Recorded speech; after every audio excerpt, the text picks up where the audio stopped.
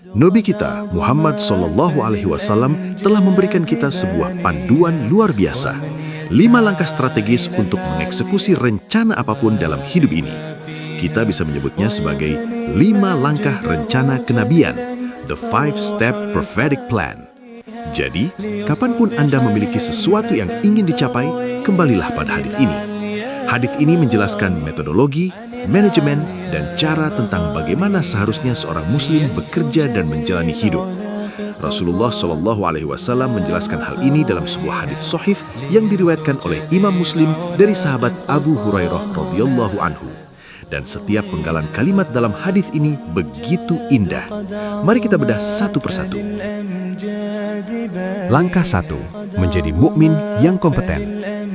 Kalimat pertama dalam hadis ini berbunyi, Al-Mu'minul Qawi, seorang mukmin yang kuat, mukmin yang terampil, mukmin yang memiliki keahlian, yang bersenjata dengan ilmu dan kemampuan. Itu lebih baik dan lebih dicintai Allah daripada mukmin yang lemah. Walaupun wa fi kullin khair, pada keduanya, mukmin kuat dan lemah tetap ada kebaikan. Ini adalah poin pertama. Kita harus membangun kekuatan dan keahlian, skills. Ketika Nabi menyebut Al-Mu'minul Qawi, mukmin yang kuat, kuat dalam hal apa? Jawabannya adalah kuat dalam segala hal.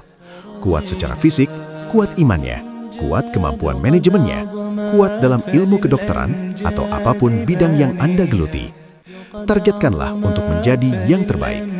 Mukmin yang lebih baik adalah dia yang paling menguasai bidangnya. Para ulama menjelaskan, kuat di sini mencakup seluruh aspek. Jika Anda ahli dalam suatu keterampilan, jika iman Anda lebih kokoh, maka Anda lebih baik daripada yang tidak memilikinya di bidang tersebut. Jadi, raihlah kekuatan di bidang Anda. Ini bicara tentang skill, pendidikan, pengalaman. Itulah makna Al-Mu'minul Qawi. Namun ingat, Nabi juga berkata, wa fi kullin khair. Pada keduanya ada kebaikan. Entah Anda punya skill itu atau belum, selama Anda punya iman, ada kebaikan dalam diri Anda. Tapi, standar kita adalah menjadi yang kuat. Itu langkah pertama. Miliki kompetensi, jadilah mukmin yang lebih berkualitas. Langkah 2, memiliki visi dan semangat. Poin kedua, Nabi bersabda, ihris ala ma yanfa'uk. Bersungguh-sungguhlah, bersemangatlah untuk mengejar apa yang bermanfaat bagimu. Setelah Anda punya skill, jangan hanya duduk diam. Ihris ala ma yanfa'uk artinya, tetapkan tujuan yang strategis, miliki visi, miliki rencana. Jangan menjalani hidup yang malas, jangan menjalani hidup tanpa arah dan visi. Kita hanya punya satu kali kesempatan hidup di dunia ini, maka bercita-citalah untuk memaksimalkan hidup Anda. Miliki mimpi setinggi mungkin, miliki visi yang paling mulia, lakukan sesuatu yang berguna dengan jatah usia Anda. Inilah yang diperintahkan kepada kita. Bersemangatlah melakukan hal yang bermanfaat. Tentu, memiliki iman dan amal soleh itu bermanfaat, maka kejarlah itu. Memiliki pekerjaan yang baik itu bermanfaat, maka kejarlah pekerjaan itu. Menabung dan memiliki finansial yang sehat itu bermanfaat, maka usahakanlah. Memiliki keluarga yang penuh kasih sayang itu bermanfaat, maka bangunlah keluarga itu. Anda harus punya keinginan, tujuan dan goals. Anda harus punya visi. Jika Anda tidak punya visi, tidak akan ada yang selesai. Jadi poin kedua, ihris ala ma yanfa'uk. Miliki visi itu. Tanyakan pada diri sendiri, apa yang Anda inginkan dari hidup ini? Apa yang ingin Anda capai? Anda harus punya banyak tujuan. Tujuan saya dalam bidang agama adalah begini dan begitu. Tujuan saya dalam ekonomi adalah begini. Target saya untuk perusahaan saya adalah ini. Visi saya untuk keluarga saya adalah seperti ini. Di setiap ini kehidupan, miliki visi, miliki rencana, miliki tujuan. Ihris ala ma yanfa'uk. Itu langkah kedua. Langkah 3, libatkan Allah, istikharah dan doa. Langkah ketiga, wasta'in billah, dan mintalah pertolongan kepada Allah.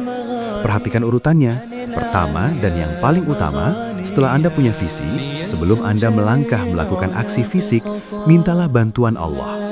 Visi itu sudah ada di pikiran Anda, sudah tertanam di kepala Anda sebagai tujuan. Apa yang harus dilakukan? Angkat tangan Anda kepada Allah dan berdoalah. Mohon kepada Allah, merengeklah kepada Allah. Lewat tahajud, doa, zikir, sedekah. Wasta'in billah, cari pertolongan Allah.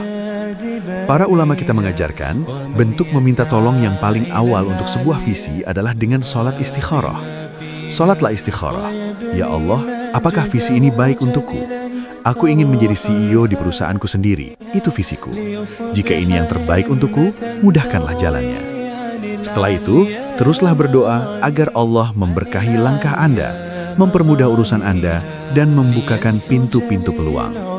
Jangan pernah melupakan, wasta'in billah. Itu poin nomor 3. Langkah keempat, Nabi melanjutkan, wala ta'jaz, dan janganlah engkau merasa lemah, jangan menyerah.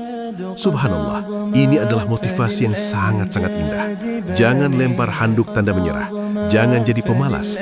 Jangan hanya berharap keajaiban turun dari langit tanpa Anda melakukan apa-apa. Tidak bisa begitu. Setelah Anda punya skill, poin 1, Anda sudah punya visi, poin 2, Anda sudah sholat istikharah dan berdoa, poin 3, sekarang saatnya Anda mengeluarkan keringat dan air mata. Anda perlu melakukan usaha fisik yang nyata. Anda perlu eksekusi. Jika rencana A gagal, pindah ke rencana B. Rencana B gagal, maju ke rencana C. Jangan pernah menyerah. Jangan kehilangan harapan. Teruslah mencoba, mencoba, dan mencoba lagi.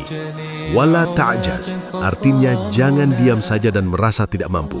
Teruslah berusaha. Langkah 5, berdamai dengan takdir, mindset anti depresi. Lalu bagaimana jika setelah semua usaha itu, Anda tetap tidak mencapai tujuan? Misalkan sesuatu terjadi di tengah jalan, atau ada musibah kecil yang menghalangi. Nabi SAW memberikan nasihat pamungkas. Ini adalah backup plan untuk psikologis Anda, sebuah cara pandang mental untuk menghadapi kegagalan. Misalnya Anda ingin membuka perusahaan, tapi ternyata itu tidak terjadi. Anda sudah mencoba, dan mencoba, tapi pintu itu tertutup rapat. Bukan karena Anda malas, tapi karena faktor di luar kendali Anda. Pintu itu permanen tertutup. Maka Nabi bersabda, jika sesuatu yang tidak diinginkan terjadi, janganlah engkau berkata, "Lau anni fa'altu kana kadza wa kadza." Seandainya aku berbuat begini, pasti jadinya begitu dan begitu. Jangan kembali ke masa lalu dan menyesali kegagalan Anda. Jangan berpikir, bagaimana jika, atau coba saja dulu saya. Nabi melarang ini. Beliau bersabda bahwa kata-kata seandainya atau kalau saja itu membuka pintu bagi syaitan. Syaitan akan masuk dan menciptakan keraguan, penyesalan, dan kesedihan di hati Anda. Sebaliknya, katakanlah, qaddarallahu wa ma syaa fa'al. Ini adalah takdir Allah, dan apa yang Dia kehendaki pasti terjadi. Jangan biarkan kegagalan menenggelamkan Anda. Jangan masuk ke dalam siklus depresi dengan terus menengok ke belakang. Tidak, itu adalah kesempatan yang hilang. Anda pikir itu baik, Anda sudah melakukan semuanya dengan benar, tapi Allah punya rencana yang lebih baik untuk Anda.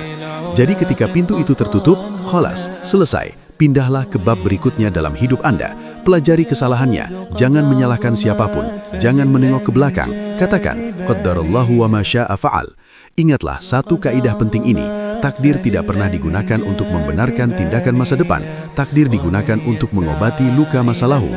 Hafalkan kalimat ini, jangan pernah berkata, "Ah, ini sudah takdir Allah, saya tidak punya perusahaan," padahal Anda belum mencoba. Tidak boleh, Anda tidak tahu masa depan. Cobalah buka perusahaan itu, cobalah untuk sukses. Tapi, takdir digunakan untuk masa lalu. Dulu saya sudah coba, tapi bangkrut. Ya sudah, qaddarallahu wa ma syaa fa'al. Saya move on ke hal lain. Jangan jadikan takdir alasan untuk bermalas-malasan di masa depan. Itu penyalahgunaan konsep takdir. Takdir adalah penghibur hati untuk tragedi yang sudah terjadi. Qaddarallah, kecelakaan itu terjadi. Qaddarallah, saya rugi di saham. Oke, itu masa lalu. Untuk masa depan, Anda tidak tahu takdir Allah. Maka harapkanlah takdir yang terbaik. Berjuanglah untuk mendapatkan takdir terbaik. Dan insya Allah, jalan manapun yang Anda tempuh, itu akan menjadi takdir terbaik bagi Anda. Bahkan jika Anda tidak sampai pada tujuan yang Anda visikan, ketahuilah bahwa takdir Allah untuk Anda pasti lebih baik daripada visi Anda untuk diri sendiri. Apa yang Allah pilihkan lebih baik daripada apa yang Anda pilihkan.